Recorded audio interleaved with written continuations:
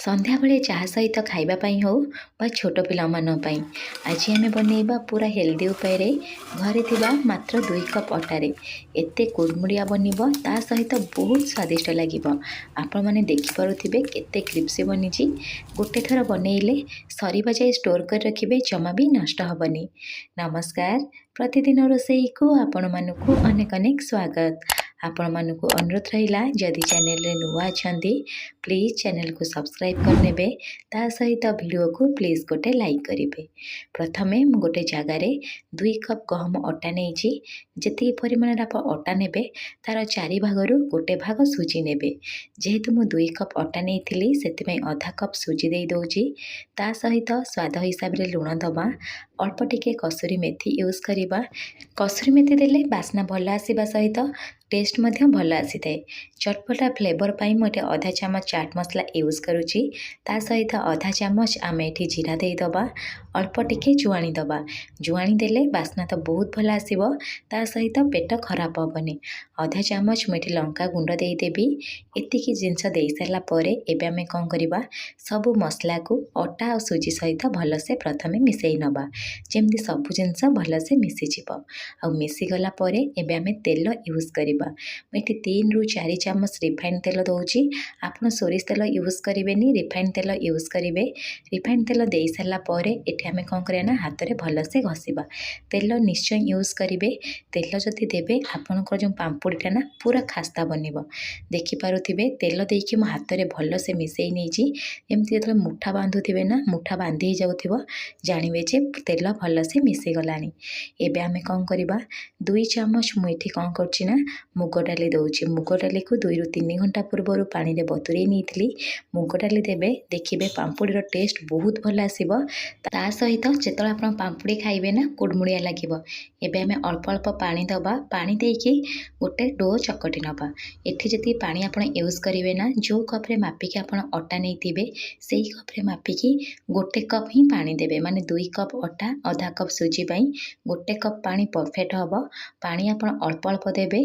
देइकी एठी आपण कौन करिया ना, बेसी नरम नुह ना बेसी टाण नुह, माने सेमी डो गोटे चकटिबे। जदि नरम चकटी देबे ताले पूरी भलिया फुली जिवो। आ जदि टाण चकटिबे जेहेतु आमे सुजी देइछे ना, सुजी कौन हबो ना पानी को सोक करबनी, पूरा एमती टाण टाण लागिबो। देखि पारुथिबे मु गोटे सेमी डो चकटी नेइछि। कवर करिकी 10 मिनिट छाड़ी दबा। 10 मिनिट हेई गला परे आपण कौन करिया ना कवर को काढी नेबे। काढी नै सारला परे एठी आपण कौन करिवे, गोटे चामच तेल देबे। तेल देकी आकु टिके आउ थरे चिकण से चकटी नेबे। देखि पारुथिबे मु आपनको चकटी की देखै दउची। बेसी टाण नाही ना बेसी नरम नाही, एई परि ही रखिबे। जेतले आपण टिके नरम रखिबे ना, सुजी पानी को टिके सोक करि जिवो, ता सहित फुलिकी सेट हेइ जिवो। आ चकटी सारला परे एठी आपण कौन करिवे ना छोट छोट गुला टाइप रो बनै नेबे। बेसी बड़ करिवेनी। जदि बेसी बड़ करिवे ताले आपनको पांपुड़ी बड़ बनिबो, किछि असुविधा नाही। जदि छोट छोट करिवे पांपुड़ी ताले छोट बनिबो। देखि पारुथिबे मु एठी कौन करछि ना छोट छोट गोल टाइप रो बनै नेछि। प्रथमे अल्प किछि, तापर एमती चिकण से कौन करिया ना गोल करि नबा। गोल कर नै सारला परे आकु आमे कौन करिया ना बेली नबा। प्रथमे मु कौन करछि ना गोटे बेलना फेड़ी उपरे गोटे जरी रखि नेछि। तापर टिके एमती तेल मारि देबे। मारि देले खबो ना पांपुड़ी जमा बे जरी सहित लागिकी रहइबनी, आराम से उठी जिवो। तापर आमे जो गोल बनै की रखितले सेथुरु देइ दबा। देइ सारला परे ता ऊपर एमती कौन करिया ना आउ गोटे जरी पकै नबा। आपण जदि चाहिए बेलना पेड़ी साहाय्य पूरा पतला पतला बेली पारिबे, नहले एमती गोटे समान ताटिया नेइकरी मध्य आपण कौन करिया ना प्रेस करिकी बनै पारिबे। मु तो कहिबी बेलना पेड़ी रे बेलंतु, कम समय रे बहुत सारा बनिकी रेडी हेइ जिवो।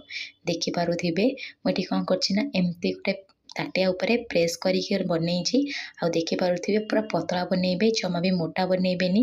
जदि पतला बनैबे ताले पांपुड़टा पूरा खास्ता बनिबो। मोटा बनैले पूरा पूरी टाइप रो फुली जिवो।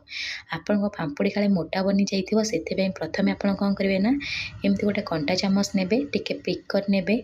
आपण चाहिले ए प्रोसेस करि परिबे, नहले स्किप करिबे। जदि पतला बनैथिबे किछि भी पांपुड़ी फुलिबार नाही, आ बहुत खास्ता बनि थाए। आपण ट्राई करंतु पतला पतला बेलिबा पई।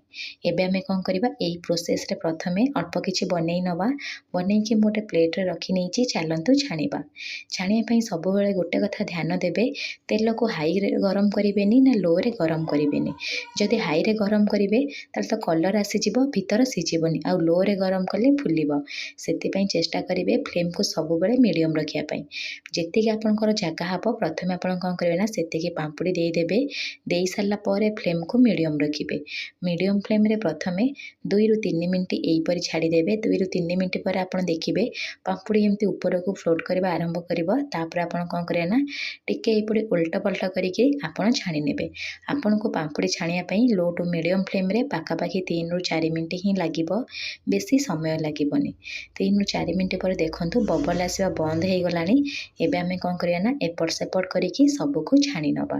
ଛାଣି ନେଇ ସାରିଲା ପରେ ଏଇ ପ୍ରୋସେସ୍ରେ ମୁଁ ସବୁ ପାମ୍ପୁଡ଼ିକୁ ପ୍ରଥମେ ଛାଣି ନେଇଛି। ଆପଣମାନେ ସାଉଣ୍ଡ ଶୁଣନ୍ତୁ, କେତେ କ୍ରିପ୍ସି ବନିଛି। ଆପଣମାନେ ଗୋଟେ ଥର ଆକୁ ଘରେ ଟ୍ରାଏ କରନ୍ତୁ। କେମିତି ବନିଲା ମୋ ସହିତ କମେଣ୍ଟ ସେକ୍ସନରେ ସେୟାର କରନ୍ତୁ। ଚାହା ସହିତ ଖାଇପାରିବେ, ସନ୍ଧ୍ୟାବେଳେ ଏମିତି ମନ ହେଲେ ମଧ୍ୟ ଖାଇପାରିବେ। ଯଦି ଆପଣଙ୍କୁ ଏ ଭିଡ଼ିଓଟି ପସନ୍ଦ ଆସିଥିବ ପ୍ଲିଜ୍ ଭିଡ଼ିଓକୁ ଗୋଟେ ଲାଇକ୍ କରିବେ। ଧନ୍ୟବାଦ।